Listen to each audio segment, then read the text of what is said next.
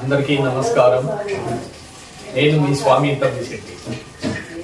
ఈ దినం నేను ఒక ముఖ్య విషయం చెప్పాలనుకునేది ఏమంటే, మామూలుగా ఈ డబ్బు అనే విషయములో కుటుంబ సభ్యులలో కానీ స్నేహితులలో కానీ మన చుట్టూ ఉన్న సొసైటీలో కానీ డబ్బు అనేది సంపాదించేవాడిని చూస్తే డబ్బు సంపాదించలేనోనికి కొంచెం అసూయ కలుగుతుంది.